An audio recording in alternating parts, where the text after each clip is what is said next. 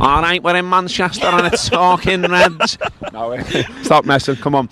We're in Manchester, it is talking Reds. Manchester City's ground there behind us. To start the show, I can tell you that it is cold, it is raining, it is grey, it is grim, but what you'd expect in Manchester. All the things that, we brought you lovely sunny Liverpool yesterday, didn't we? Looked glorious down there on the docks, and now... Everything you want from a European away, isn't it? Yeah, Barcelona, Real Madrid, Italy, whatever. We were all dreaming, weren't we? And here we are. But yeah, it is the big one. The day is here, and we can look forward to watching Liverpool progress to the semi-finals, hopefully for the first time in 10 years. If we can do it tonight. How are you feeling now? Because you've been a bit weird, this week, a bit nervous all the time. Are you feeling better now? I'm cold, really cold. I thought, it's the summer. I'll stop wearing my winter coat. What a terrible decision. I have been weird. I've been sort of nervous the whole week, I think, just because we've waited so long for a game like this to happen. Like a big... The chance of being we're on the cusp of a semi-final of the European Cup, and it's been so long. So I've been nervous, but then doing it under the lights yesterday it gave me that confidence, and it made me excited again, I think, Gareth. Josh said at the start of Under the Lights yesterday on Top Player, the levels were low, and by the end of it the levels were really high because everyone was getting excited, and I just can't wait to get in the stadium now. And I imagine it's going to be a little bit nervy in the pitch at the start, maybe, but at that away end it's going to be something else. I think everyone will be bouncing into that. You'll hear LA, possibly the whole game. So yeah, I'm excited now.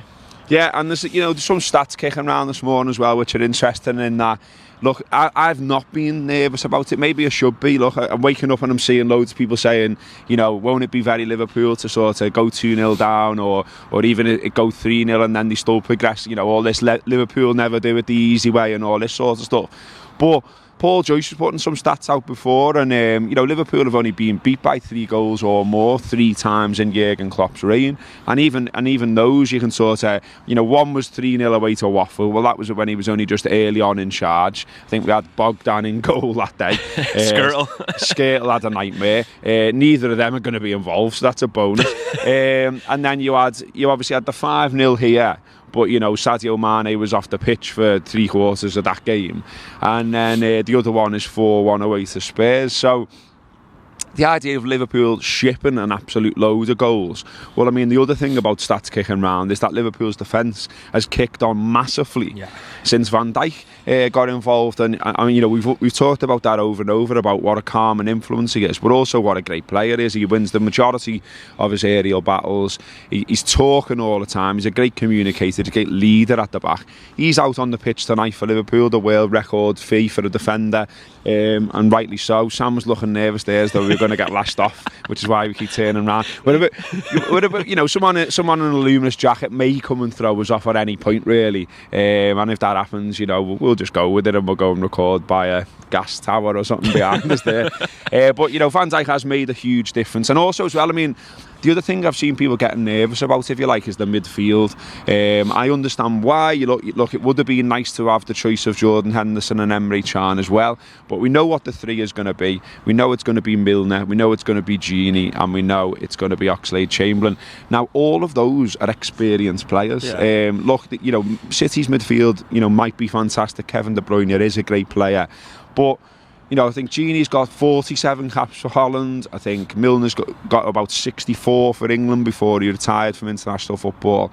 And Oxlade-Chamberlain's got 32. These are experienced players that have already done well against this side. I mean, I thought Fernandinho's long ball thing was really weird. and he talked about how City haven't been beaten many times this season, and it was like, well, the long ball thing's incorrect, and the beaten thing, well, you've been beaten twice by this side. I think what he's talking about is those gorgeous cross-field balls that Van Dijk loves to do. I think that's the only aspect of long ball I've seen from this Liverpool side. And in terms of the midfield, like Milner, Milner's in the best form of his Liverpool career at the minute, the way he's playing. Wijnaldum loves the big games. This is a different position, but he did well against Everton in that position.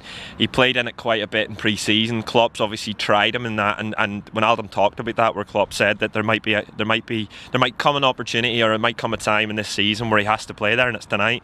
And Oxlade-Chamberlain loves scoring against Manchester City, and he should be dead confident, because if I'm a Manchester City defender, having played him twice this season, or twice where he started against them, he's done really, really well in first half, particular last week. So look, we're 3-0 up. We should be confident.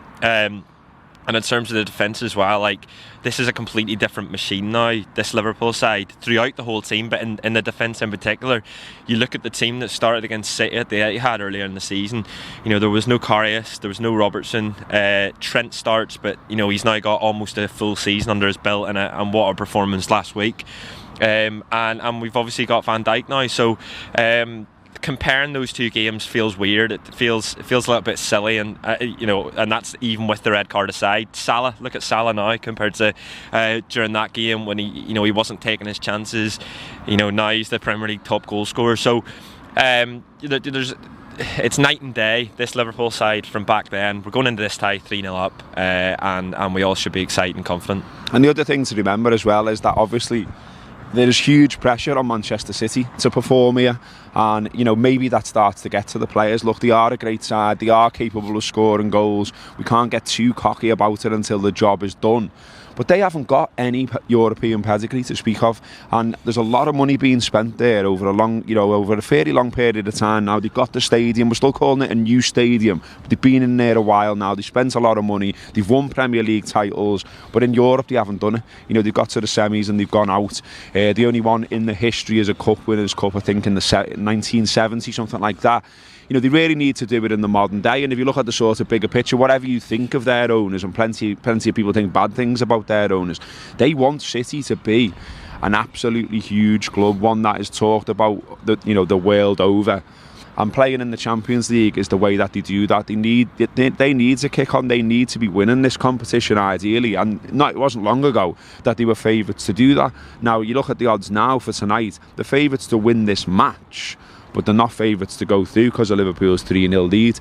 And there'll be people upstairs in that place who'll be very unhappy about that. So that pressure will filter down to the players. And when we were talking on the Under the Lights show yesterday, I was saying that if I'm going to take a little bit of heart from the way City have been acting the past few days, it's out of Pep Guardiola. Before he did his press conferences looking ahead to this match, when he was doing the post Man United press conferences, he was very, very down, and he's very, very introspective, and he was talking about how his sides have given away big leads in the past and conceded a lot of goals, and he was saying maybe I need to look at myself. And I just kind of thought, well, strange comments really from a man who's meant to be a leader of men, because there will be doubts in those City players' minds. They lost to us, they threw away that chance to win the league title against Manchester United, and maybe there are little doubts creeping in. And if Pep's going public on having doubts about himself, I'm not sure that sort of helps them, and maybe it helps us. And the flip side of that is, I think Klopp and the players in general have said all the right things in the lead up to this.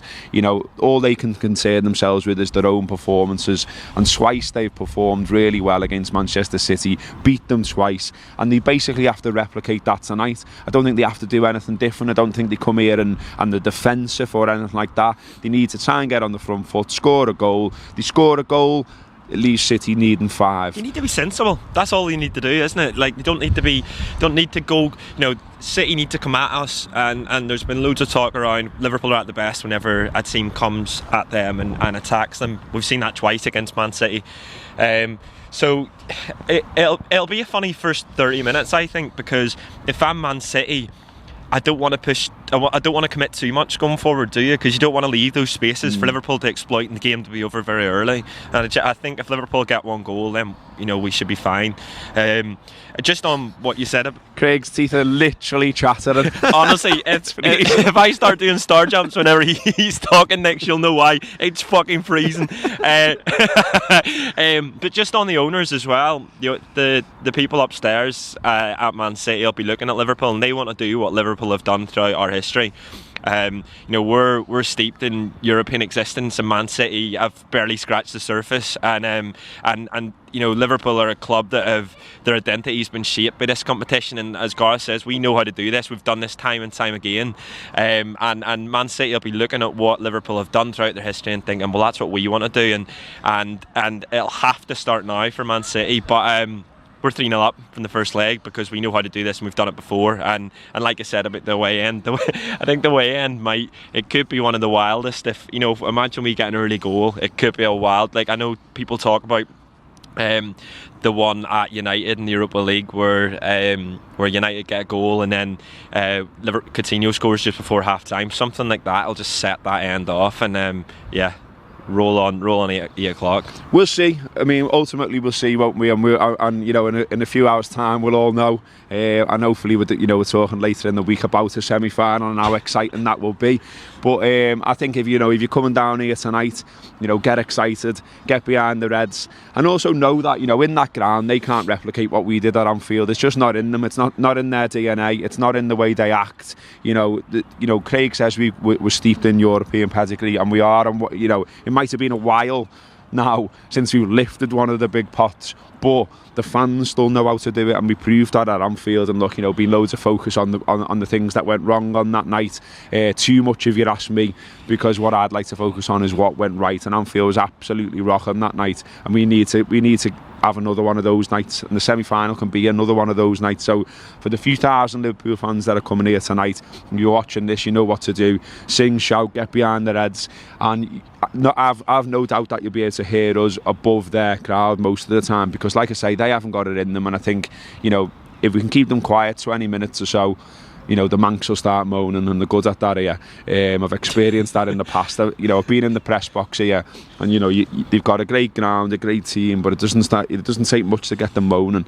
So there'll still be some residual sadness, if you like, some residual gripes from the fact that they threw away that lead against Manchester United, and that once in a lifetime opportunity, if you like, to sort of win the title on your own ground against the side you hate most. So I don't think psychologically there's much to turn this fully into Liverpool's favour. So let's hope for that early goal.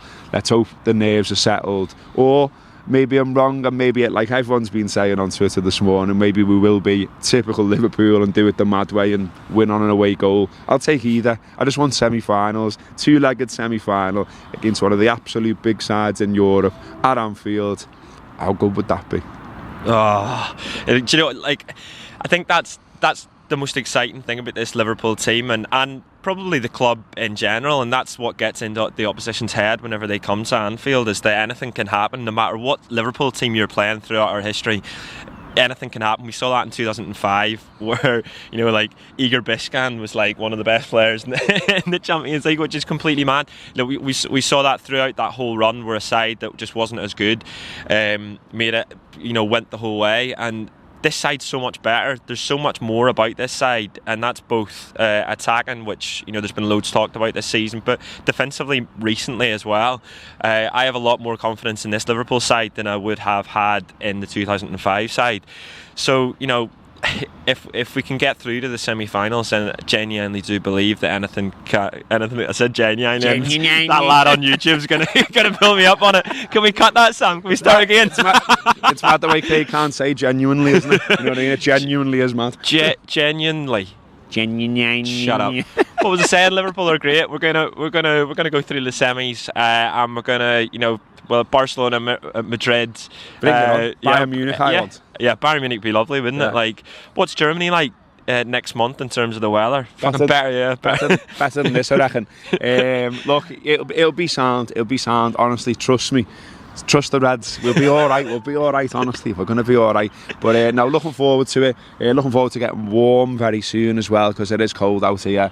But as you can see, people are already sort of filtering about, and I like the feel of that. When we were driving in, it is fairly early in the morning. There's already people parking up, getting involved. It's got that feel of a huge European night. The world's watching in. So please, Liverpool, come on. You're 3-0 up, please. But as you say, Craig, I think the Biscan point is a good one, in that runs like this lift everyone at the club, and all of a sudden you'll see players play beyond the level that you've seen them recently, and I hope we get that tonight.